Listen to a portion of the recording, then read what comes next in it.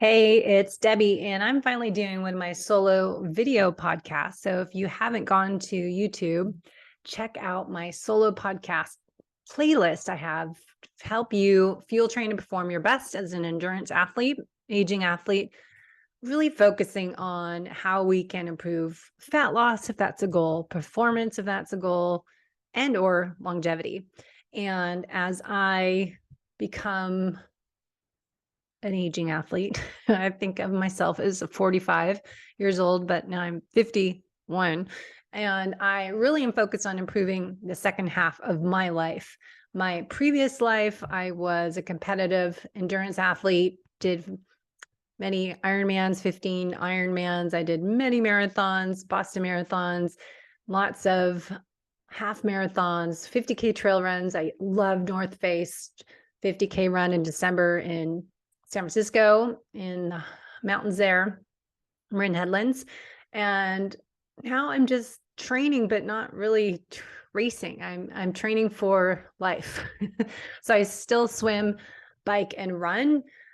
Did some half marathons here in North San Diego last year and might do a triathlon sometime soon. Olympic distance is what I'm thinking about, but I just don't have the drive to do a full Ironman anymore. Just even a half Ironman. I watched Oceanside the other weekend and it looked a little bit too much for me. I did so many of them for so many years and just can't go there. So let's pull up PNOE metabolic testing.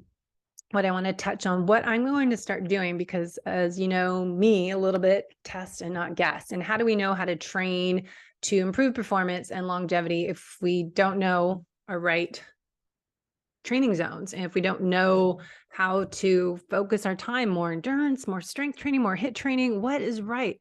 It is not one size fits all. We need to narrow it down and figure out what you as an individual needs to do. So when we do PNOE metabolic testing, we do an active test. If you want to do it on a bike or a treadmill or the Airdyne type of bike or a rowing machine, it's whatever you train on. If you're a triathlete, we want to do a bike test and a run test because those zones will be different.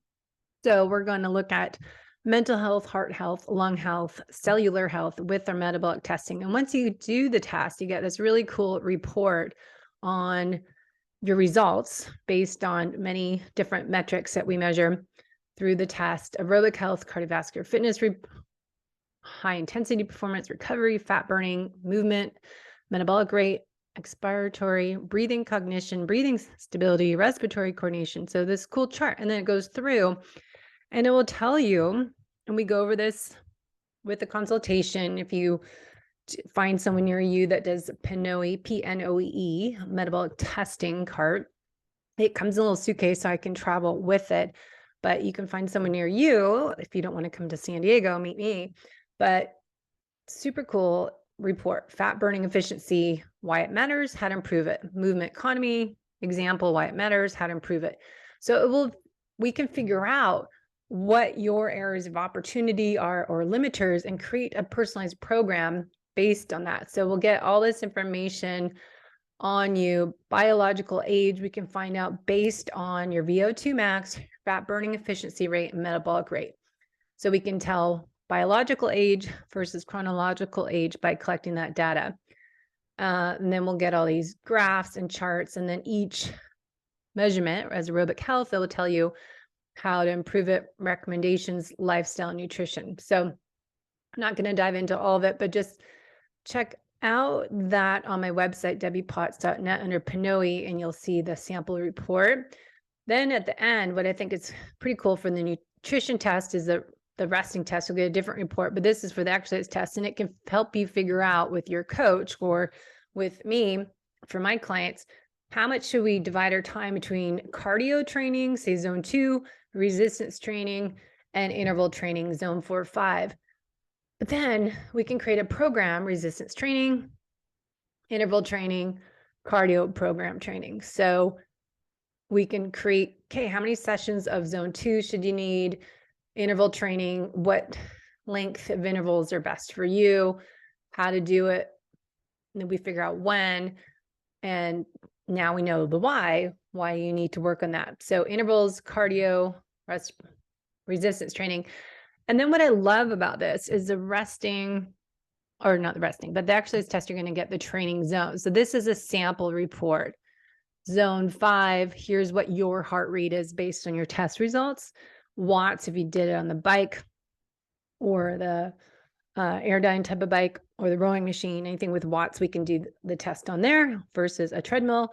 We'll do a protocol, 2% grade, simulate outdoor running, and then look at the speed, then the benefits and what that feels like and when to use this zone, short intervals, zone 5, zone 4, medium intervals, heavy endurance, zone 3, longer intervals, zone 2 is your base training, and then zone 1 is recovery. So something I will throw in there, because I was just redoing my videos on PNOE education for coaching and testing with PNOE Metabolic Testing Carb. Zone 5, zone 4, if you are doing high intensity interval training, it's so essential to come back down to zone 1. And I know some people call this rest-based training or recovery-based training, that you're coming all the way back down to your zone 1 before you go hard again. I see this in track workouts.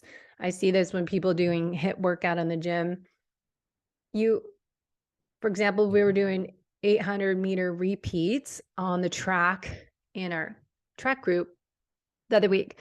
And people are doing 800 and then 1 full lap recovery. And then they start again. I got behind because I needed to get my heart rate back down in my zone 1 before I started again. People were jogging that full 400 and then they kind of stop, regroup, and then start the next 800. To me, I can't go hard again until I get heart rate down. I don't know, people, I don't think they were going their full potential in the 800 because they didn't recover in between. So remember, interval training, so zone 4 would be the 800-meter repeats, medium intervals. You want to be sure to come down to zone 1. So anyways, just a thought I had yesterday. So looking at your training zones, we'll figure that out. Super fascinating. Energy consumption and fueling. So zone 5, for example, this is a sample test. Your fat burn percent and your carb burn, and the average, low end, and upper end. So then we can figure out if you are training, this is what fuel plan you need. If you are racing, here's what heart rate zone you'll probably be in, depending on the duration of the race. If it's a sprint or Olympic distance triathlon versus a half versus a full, it's going to be different. And we can really dial in your nutrition with this data. And then we can make sure we retest, say, every quarter, and then get different zones and figure out your training again. So then we hop over. I had these windows open, S-Fuels, really good information on sfuels.com. You can figure out their nutrition timing, carb timing, and figure out what you need to do based on what we found out in your heart zones, what numbers work best for you to burn the most fat. In your zone 2, it's going to be your peak fat. The zone 2 will be based on your peak fat burning rate and then your crossover point. So when your fat is going down, the carb usage goes up. That range will be your zone 2. Then you can figure out, as you can look on S-Fuels, when is it appropriate to fuel. If you're racing, it wouldn't be zone 2. When you add in some different fuel sources as a S-Fuels race and gel powder, or you're doing S-Fuels train if you're doing a zone 2 workout. So we want to look at carb-centric fueling, the differences of that versus what they call in S-Fuels right time, right fuel, when you know your fat ox race. And this is why I really wanted to start testing people, even though I'm new to North San Diego and Seattle, Bellevue. I knew a lot of people. It'd be easier to start new business. So if you know anyone in North San Diego, tell them to reach out, Debbie Potts. So right time, right fuel. This means we're going to figure out where we're burning the most fats with the metabolic test, and then time your fueling, what fuel to have. Because as I keep talking about strategic carb timing as optimal fat metabolism, OFM, Peter Defty talks about when to add in those carbohydrates, just as S-Fuels does with their S-Fuels Race Plus. So we have fat ox optimization, enhanced endurance, mitochondria, muscle synthesis with this zone 2 training where we burn the most fat. So when we do your metabolic test at rest, we can see what fuel source you're going to use, ideally fat. But if you're not, we're going to change your your training and your fueling program, your nutrition, and look at fasting. Not too much, not too little for the athletes and the female athletes. Very different how we fast. Now, this is all for athletes. Remember all the information we're hearing out there, how to eat, when to add in carbs, zero carbs, carnivore, whatever. I don't think it's always for the athlete when you're racing as well as training a lot. So we might need to eat a little bit more. We want to get that protein. So here's at sfuels.com. You can get this great 15-page report, the best time to improve fat ox. So their research shows, studies suggest that a diet including medium chain fats and carbohydrates 6 weeks prior to endurance capacity test can increase key enzyme activities of the Krebs cycle, which is your cellular energy production and ketone utilization oxidation. In these controlled animal tests, not human, but animal tests, endurance capacity was extended by 11%, and muscle glycogen concentration was 20% greater than the control animals. I'm sure the control animals, that means mice. So further studies involving pre-feeding of medium chain fats have also shown improvements twofold in endurance running capacity, specifically in higher temperature environments. The study revealed that key enzyme markers of skeletal muscle mitochondria biogenesis and the respiratory chain were notably upregulated by the consumption of medium chain fats. It is also worth noting that negative signaling for mitochondria biogenesis was inhibited by medium chain fats. All in all, MCT would seem to offer some protective effect against heat impairment to exercise endurance capacity. So the best time to improve fat oxidation and is the right time and the right fuel, the best fats to improve efficiency and performance based on S-Fuels research. And this is with EndureIQ, Dr. Dan Plews. Cycling studies had subjects ride 2 hours at 60% VO2 max, and followed up by a 40K time trial study. Athletes added MCT fats to carb fuels and improved performance.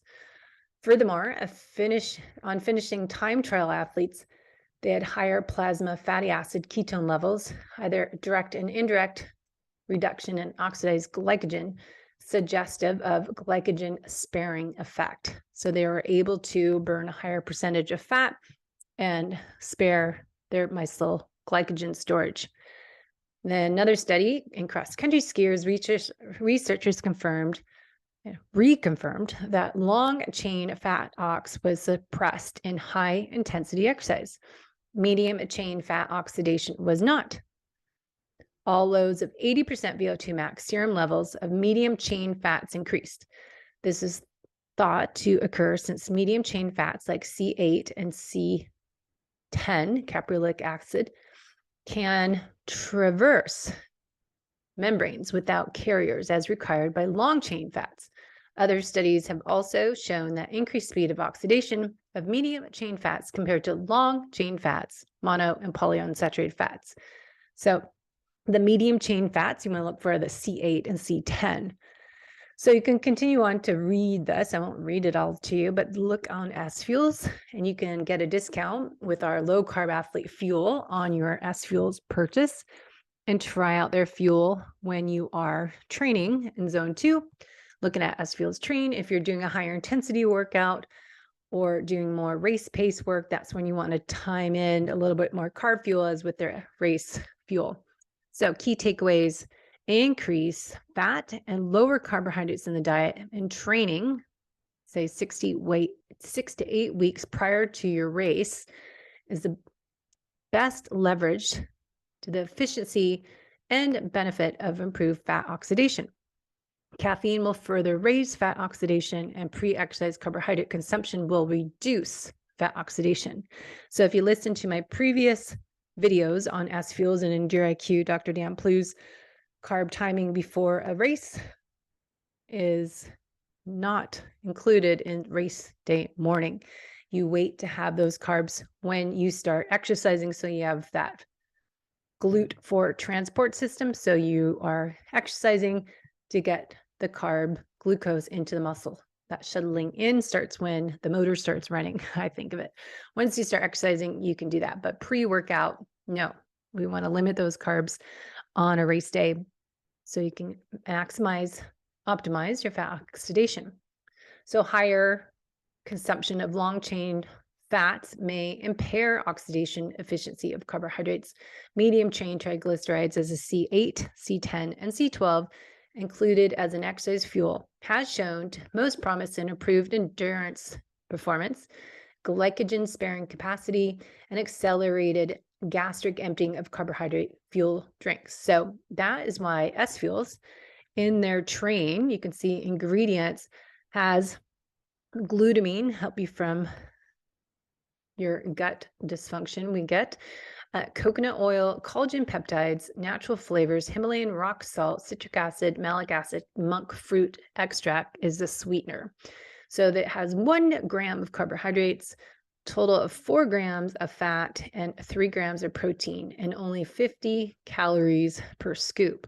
So this S Fuels train will not be giving you a lot of calories, obviously. So this is something you would do on, say, a 2-3 hour bike ride, and you just need a little bit of fuel to keep you going, but help you get through a good fat burning workout. So the coconut-based MCT oil in the S Fuels train is bound to collagen, not maltodextrin, to provide calorie fuel and to train and trigger the lipoic enzyme for fat oxidation efficiency.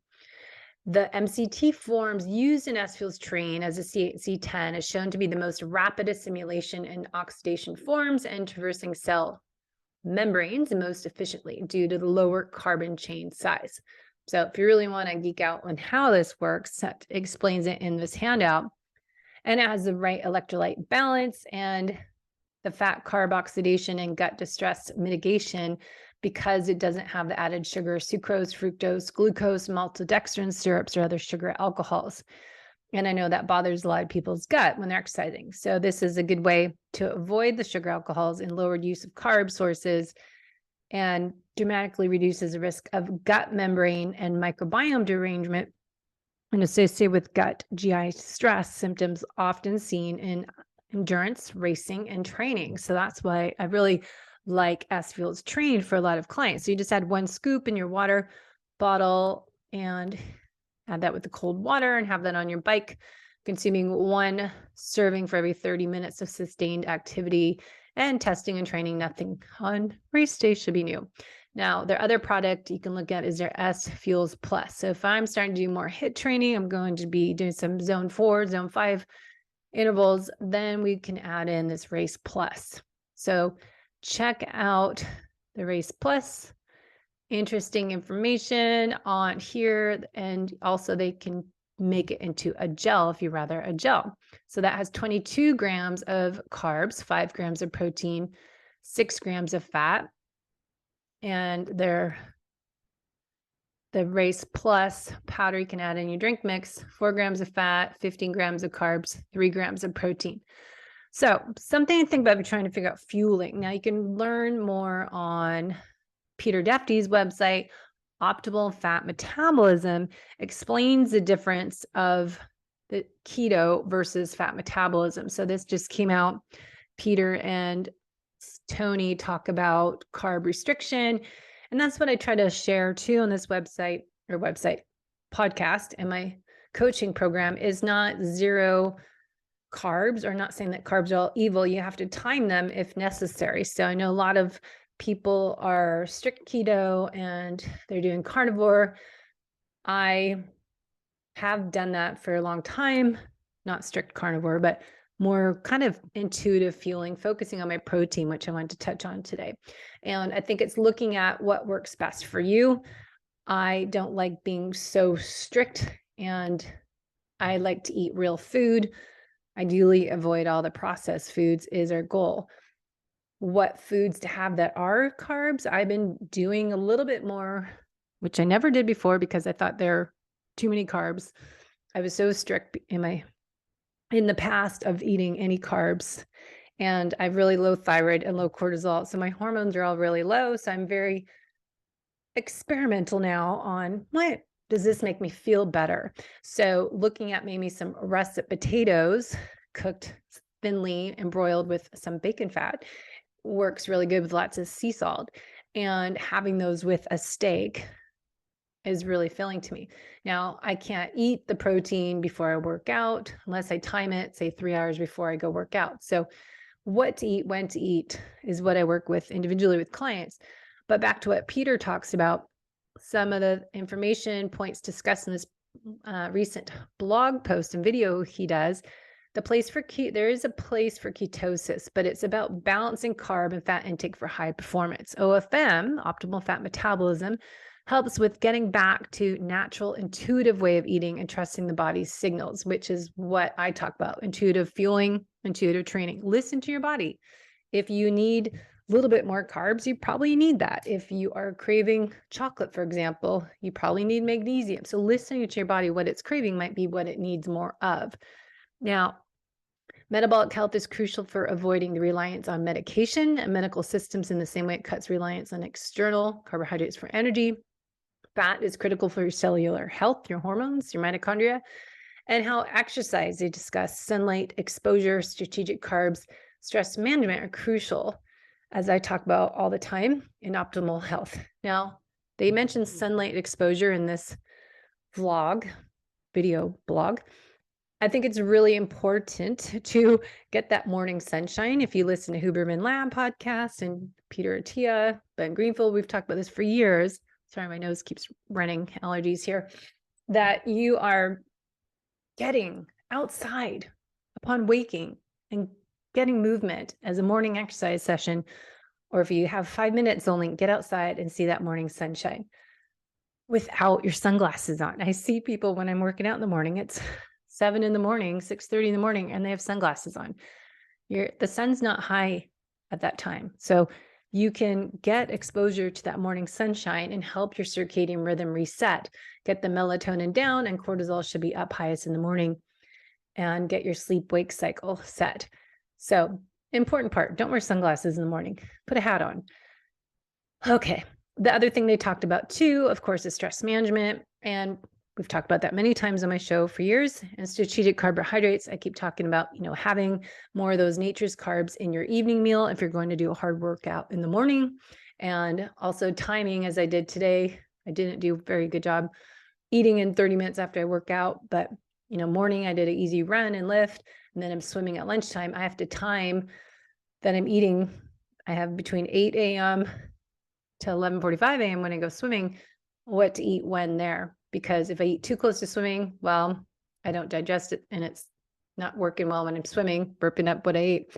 So I need to make sure I don't intuitively fast until 10 a.m., which I can do sometimes, and then eat something. I can't eat that protein. So you have to figure out what kind of carbs, or having a Keon bar or Laird's bar is what I end up doing, or some bacon with that. So strategic carb timing, lots of info on Peter's website. Another thing they talked about big is what I share a lot, not becoming carb phobic, and how reaching your natural physiology requires an individualized approach to fat adaptation. And I agree 100% with Peter on this, and talked previously with him on our own podcast series that metabolic health, to optimize metabolic health, can reverse chronic disease, improve longevity, and help you attain higher health and peak performance as an athlete, active individual. Super essential. But as I share what happened to me, not just adrenal exhaustion, HP axis dysfunction back 2013, but I think it took me so long to get better because I take one step forward, 2 steps back, because as I said, I was fasting too much. I was doing OMAD and exercising 2-3 times a day. I was not getting any carbs. I was strict keto. Well, when I got adrenal fatigue, I was doing serious keto back in, 2009, doing bulletproof coffee all morning. 2012, I raced my best ever, but 2013, everything was broken and burned out. So really finding that Goldilocks effect, not too much fasting, not too long, really working on having a good relationship with carbohydrates so you're not scared of them, as I feel like I was just all carbs are bad. And even fruit, I would get a headache from fruit, but now I think I'm healed myself more. I don't I can tolerate some berries, and it's not eating junk food, and packaged keto foods are garbage. So looking at this other website, examine.com, Huberman talks about this all the time, to look up supplements, research. It's pretty amazing website. It's my new fave. So you can check out examine.com and look up supplements and look up the research on it and find out all this information on, say, berberine. Should I have berberine? What are the research studies on it? So they link PubMed articles to get all these studies correlated to berberine. So we hear about berberine, we hear about taking curcumin. I've researched a lot lately, vitamin D, D3K2, fish oil for inflammation, but ashwagandha, creatine, these are all huge supplements out right now. But are they good for you? Do you need them? When should you take them? So I would do this. This is what I do for my clients. Dive into all their supplements you're taking, do a supplement audit, ideally do their functional lab tests with them and figure out, okay, do you need this right now? Do you need this every day or just once in a while, and cycle it in and out? And then how much is the dosage? And what does research say is necessary? How much should you take? But what I found on here is a really cool protein intake calculator. So you can go to examine.com. There's an article here on protein. As we say all the time, Dr. Gabrielle Lyon and other people, 1 gram of protein per ideal body weight. Used to be, well, people still say 0.8 times your body weight. Depends what formula you're looking at, if it's kilograms or pound, but there's different formulas out there. But I like just keep it simple. If you are using pounds, you're looking at how many grams. So say you're getting 100 grams or more protein a day. And so there's research on here on protein intake, because I think we're all coming to the conclusion is that muscle is an organ of longevity.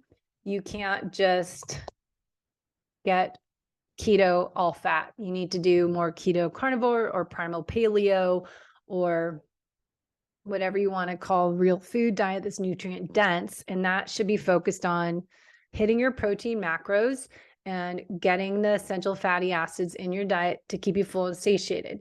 Now, the carbs are what we tweak based on your exercise load that day. Rest day intake will be different than a high intensity day versus a long endurance day. So we want to tweak the carb intake, but the protein is what I start people with. Let's look at how much protein you need. And this article talks about, is it 30 to 50 grams at once, or what can we do? So say you're trying to hit 100, 150 grams a day of protein. Well, you need to hit 30 to 50 grams of protein at one sitting and digest that. So every 4 hours, you're getting that intake of protein. So that's why I've been putting some protein powder in a grass-fed, just using Brad's, or if I have Paleo Valley, or there's Equip, Keon, there's all sorts of different kinds, because a lot of clients can't do whey. So you might need the beef protein or bone broth protein, or a good vegan one that has the right combination to get the amino acid profile up. So we want to look at how to get your protein in. And then there's the optimal protein guide here. If you go to examine.com, guides protein intake, super cool calculator. How much protein do you need in a day? Then optimal daily for sedentary, for athletes, for muscle gain, for fat loss. So I thought this is a good share. And you can click on it and look at the optimal daily protein intake for athletes. Or if you're trying to improve performance, I'm trying to get leaner, stronger, faster. So, getting, say, well, what's your body weight? Say 150 pounds, kilograms at 68 pounds. The lower end is grams, is 95 grams of protein, higher end is 106 grams. So it's a little bit less, but that Dr. Gabrielle talks about, that is good guidelines for athletes and active adults. Body composition, performance, and recovery. That's using 1.4 to 2.0 grams per kilogram, or 0.64 to 0.91 grams per pound of body fat. And you want to look for the upper end of the range. So goal for muscle gain, you should probably go a little bit higher than that. So that's another chart here, the lower end and higher end, trying to hit that higher end. You're going, say, 163 grams of protein per day if you're 150 pounds. So good article to look at. You can save that one and check that out.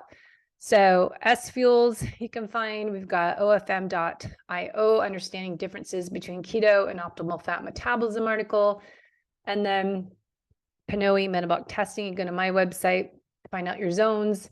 You can look at Dr. Stacy Sims articles that she's not a fan of keto, but I know she's focused on protein and really getting in the carbs needed for women are going to be different than men. So premenopausal is going to be different than postmenopausal, but she's all the same as Dr. Gabrielle Lyon about the protein intake and healthy fats and getting real food carbs ideally, but focusing on strength training and short intensity interval training is something you'll hear Stacy Sims talk about. She has her updated book on premenopausal women called Roar coming out this year, 2023. But strength training, lifting heavy stuff, 5 to 8 reps, and doing short intensity interval sprints as 30 seconds all out is an important part. And that would be going back to my PNOE test. What is your zone 5 would be the short intervals. That's improved VO2 max, enhances fat burning efficiency, cellular health, increase fatigue threshold. So if you are trying to get faster and stronger as I am, I need zone 2, fat burning efficiency, cellular health, improve recovery capacity, stay here a long time, should feel super easy. But then I need to alternate that with zone 5 workouts, or even place some zone 5 sprints at the end of my zone 2 workouts if you're short on time. So, but zone 5, I don't feel that energetic every day. So I have to, when you feel it can go hard, that's when you want to add those in. So, because it feels impossible to continue completely out of breath and unable to talk, that would be a sprint. They're hard to do. So you need to figure out, maybe women, map out your menstrual cycle, your ovulation days before and after. Maybe that's when you're feeling more invincible, and not doing them late luteal phase. And then men, you guys always feel good, it seems like. So women, we're kind of up and down throughout the month, obviously. So we want to match that. And then if you are a client, we're doing a hormone panel, I look at people's Dutch test and look at, okay, if they're really low or high cortisol, different times of the day, morning, mid-morning, afternoon, when is optimal time for you to do sprint workout? And if is it appropriate for you based on your hormones? But then look at the time of day. And then of course, when can you work out? Is sometimes we don't have that option to be flexible. So anyways, those are some thoughts today. Check out these different articles. And also I found this last article on low carb diet needs boosts training, and really focus on getting that protein. I think we get to focus on fat and we forgot about protein, and then we think all carbs are evil and forget about good healthy carbs as sweet potatoes, russet potatoes. And I saw this great food show the other day of making your potatoes, but peel the skin, and then you can fry the potato skins and maybe broil them. So they're kind of like potato chips, but they're just the skins of the potato, and you put sea salt and stuff on them, maybe some bacon on top, some good fresh cream or sour cream. So this was another article on medicalexpress.com, getting your protein intake and making sure you're getting the amino acids. I did find another article on glycine to go through another day, but really looking at your amino acid profile so you're getting the right nutrients post-workout and getting that glycine. So that's why I do a lot of bone broth with my clients. So if you have questions and want a more personalized fueling training and performance program to improve fat loss, performance, and longevity, let me know, debbiepotts.net, and we can dive in. So that's some thoughts for today. Hope you enjoyed the day. Let me know if you have questions, debbiepotts.net.